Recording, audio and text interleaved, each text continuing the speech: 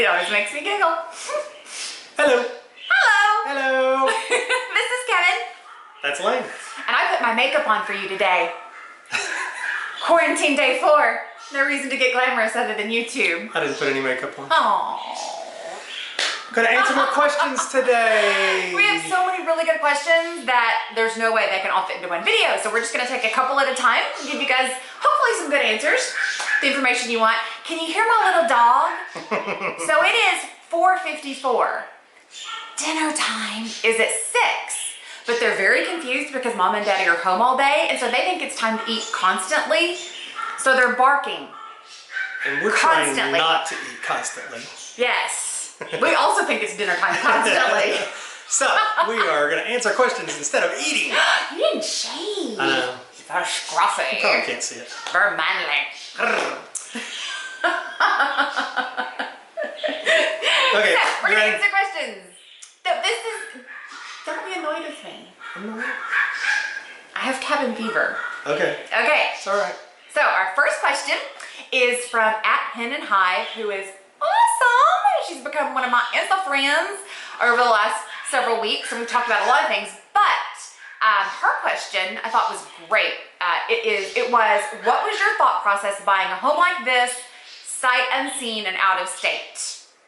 And it kind of goes along with another question we got from somebody else who I can't remember, so I apologize right now, which was, why did you pick this house out of all the houses in the country that you could have purchased? So, why did we do those two things, Kevin? I don't know, because we're crazy, I guess. I think that's well established at Yeah, this point. obviously there's something about this house that speaks to us and a lot of other people. Yes. That is, I don't know, what's special about it. It's just different. I don't know, it really is just different. So, I think homes have souls, and he's gonna roll his eyes and laugh when I say that because he's like, not that, but I am. You know, we first saw Louise 3 years ago. I think when everybody saw her when she came out, hit the internet the first time, and absolutely fell in love with her. Just like obviously everybody did, but we were just finishing up our last renovation, and the timing was bad because we were on that downhill of the roller coaster. We were like, never again, never again. I can never think about this again. So it was just not good timing. And I think that one just turned out so great. I don't know, it made us feel so good to bring that house back. It's a real sense of accomplishment because it was was close to the shape that Louise is in. I mean, we closed and we walked in the day we closed, and it was raining upstairs. Also had shake inside. shingles. Yeah, shake shingle roof, big hole in it. Same situation. The only thing I think that was keeping the rain completely out of the house at that point was the raccoon poop in the attic. So it's true. Oh, well. It's funny because it's true. Yes. But we just finished that. We were a little tired. That one was built in 1888. Loved that house. Beautiful house. And yeah, I think we were ready for something new. What are you, flipping your hair? Yeah. I think we were ready for another one, and this one was just so different. It's so great, so beautiful. So then it was like 14 months, right? That somebody put an offer in on Louise and was trying to work out the historic tax credits and the National Register, but that buyer wanted to turn her into a triplex, 3 separate living units. So part of the contingency for him to go through with the purchase was that he get the tax credits. Well, it's really hard to get approved for the National Register and for tax credits when you're altering so dramatically the usage of the house. So he decided, I think wisely, that Louise was not the project for him. He got another project that he was really excited about, a big, I think it's a commercial building that he's taken on, a historic building. Has been very helpful. Oh my gosh, he's been us. Amazing. Giving us everything that he had on it, and that got us off to a big jump start, I thought. I think we've jumped ahead a little bit though, because we, so like everybody else, we saw it come back on the market, and we were actually on vacation. It was hilarious. We had gone on vacation. Well, tell them why. To go look at houses, to buy another house. And halfway, which is kind of what we do on vacation. Yeah, exactly. Right? Halfway down on our trip, we decided that we would buy Louise. So then our trip ended up just being a lovely vacation where we spent all week freaking out, nervous, and canceled all of our appointments so we wouldn't be tempted. Other houses. Yeah. But I was a nervous wreck all week because, you know, buying a house through the Georgia Trust or through any trust isn't just like, take my money and give me the house. It's a process. Right, you want to safeguard these houses and make sure they're well taken care of. Yeah, so you have to give them a resume of who you are and the restorations that you've done in the past. You had to give a portfolio of your work. So we had to like go and gather all of our photos from our past projects, which was not easy to do because we were on vacation.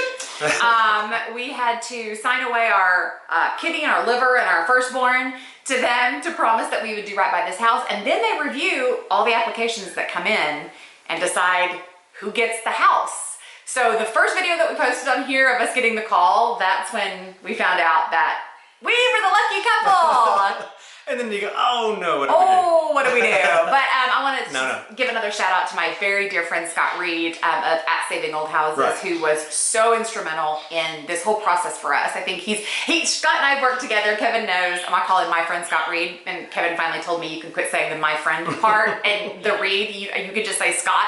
I know now. But Scott and I have been like house shopping virtually together for about 2 years, looking for the perfect next project for us. I really thought I wanted something really old. I was looking for like a Federal or a Greek Revival, something Georgian to antebellum. No newer than that. I wanted a really, really old one. And then Louise came up and had to have her. I mean, she was just perfect. That's the thing I really think that set us at ease when we were buying a house unseen, because he had been in it. Yeah. He had really looked it over. Sure. We had faith in him, and he had told us the bones are really good, and they really are. So, you know, we knew we could trust him, and we felt like we knew what we were getting into, and I think we did. Yeah, there were no big surprises. No big surprises. It was funny because Scott called like the day that we were going to look at it for the first time. We were going to see it for the first time, and he was like, I've been having nightmares that you guys walk in and are so mad at me. But no, I think we were, if anything, pleasantly surprised, because it's so much more intact than you could even tell from the photos. Everything is there. All the bits and pieces and parts are present. We first walked in with a couple of members of the Georgia Trust, and I think they were probably watching us going, are they going to freak out because this house is really bad? They're going to run But screaming. I don't know, we've just done it enough that we can see beyond the filth. Beyond the furniture piled to the ceiling. Beyond the furniture and rat poo. You know, and we know what can be cats fixed. living in the roof. And know what's going to be great about this house. And I mean, there's so many amazing features. You've seen the glass and the moldings and the pitch of the roof, which lovely pitch needs of the some roof. work, but it's getting there. Yes, for sure. So that's why we chose Louise, and that's how we picked her from out of state, and that's why everybody loves her. I think we're probably just echoing things that everybody would say about the house. I think if you were sitting right here and you were talking about the house, you'd be saying the exact same things, because she just has a crazy universal appeal, unlike anything I've really seen with the house before. It's very, very special. So our next question is this one. At Mama Kavi, because I know a lot of people would love to know this, how do you afford your renovations, Laine? No, what I love that she says, I don't mean to be nosy, just wondering. Yeah. It's okay. You can be nosy, because you know everybody wants to know, because everybody's looking at that house and all they hear is ka-ching, ka-ching, ka-ching, ka-ching. That's what half the people will see. So I think for us, it's a combination of things. Obviously, Louise was very reasonably priced. So in this case, Maybe they don't know. Should we tell them what we paid for? No, well, I mean, it was pretty. The list price was public information. Okay. So anyway, she was very reasonably priced. So in this case, we were able to just buy her. But in the past, that's not been the case. The last one that we bought that was in this kind of shape was very expensive. For what it was. For what it was. Well, it was very expensive, and then for what it was even more so. But there are lots of ways that you can afford these houses, and I think that's one of the biggest things that keeps people from approaching these projects and makes people really afraid of them is, oh my gosh, where am I gonna get the money? And yes, a renovation of this size may cost $200,000 in the long run. But I think the thing that people need to remember is that if you can be patient and you're lucky enough to be in a situation where perhaps you get one of these houses from a trust, or buy it at city auction, buy it for the tax, the arrears tax, the taxes that are in arrears, the late taxes. Anyway, tax money. I understood that. if you buy it at a tax auction, how about that? You have very little invested in it. Maybe you can even live somewhere else while you're doing a renovation. Take your time and don't look at the renovation as, I've got to have $200,000 to renovate this house. Look at it as, okay, so first thing I got to do is get plumbing in there. What's plumbing going to cost me? Plumbing's going to cost me $5,000. And you save your $5,000 and you do your plumbing. Then you look at your next project. Now I've got to do electrical. How much is my electrical? And you look at it, you know, get yourself a spreadsheet made where this is my timeline. These are the projects I have to complete and this is how much they're going to be. And then set out to save that money to do each project one at a time. And it may take you 2 years or 3 years, but at the end of the deal, you've got it paid for without having a huge loan. Your other option, and the reason he looked at me and said Laine is because for a long time, early in our married lives, I was a mortgage lender. So disclaimer, this is not financial advice. I'm not giving you financial advice. Do you have to do that? I think maybe so. I don't know. Is it like medical advice? I don't know. I don't want to get any phone calls or comments. Yeah. But there is something in the world of loans called a 203K FHA loan, and it is a rehabilitation loan. It is specifically designed for these types of houses.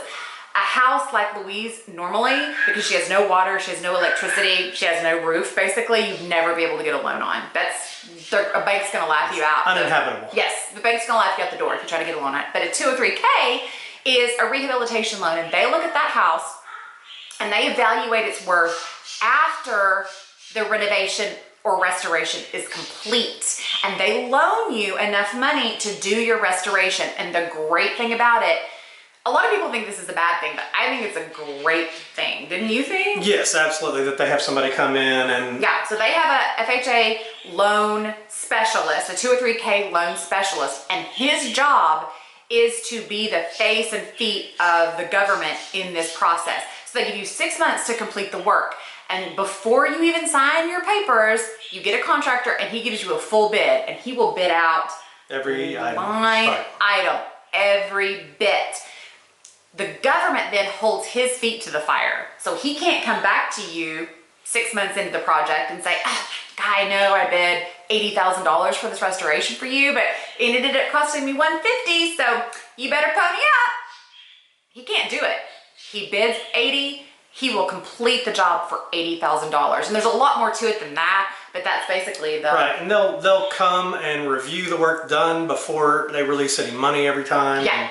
So that it just helps you all the way down. It does, and they only release like a certain percentage of each draw, and he gets the last percentage of all those draws at the very end of the project. So I mean, it just covers you top to bottom, and it can feel like a hassle, but really, if you look at it as protection for you and protection for your project, man, it's fantastic. And really, if you look at it toward the end of the job, and I'm going to be into this house $200,000, but it's going to be worth $280,000, and that's often the case, then it's way easier to make that decision and say, okay, let's do this. Yeah, and and then you have to look at it too. It's your home. So, you know, if we're looking at Louise as an investment, she's going to be a bed and breakfast someday. So, you know, we look at it like that. But when we bought the house we're sitting in right now, we didn't really look at the investment perspective of it. It was more, we love this house. This is where we want to live. So we're going to put the money into her that we need to put into her to make her what we want her to be. If we move someday, we hope we get it out of her. But I don't think in your primary residence necessarily that should always be... He would disagree with me. You are more heart and I'm more head, because I'm going to make sure that we're not going to be upside down on our investments. Well, I'm not advising being upside down on your investment, but I mean, breaking even on something is okay if it's something you love and you're very passionate about. Sure. Yeah. So not anyway, that you're going to sell it necessarily. You may live in it. You may live in it until they carry out toes first. Which is what I said about this one, but now I've bought Louise, and so I'm kind of like, maybe my toes will go down to Louisville and live there when it's ready. We'll see. All right. That's so those it. are our questions That's what for you today. do.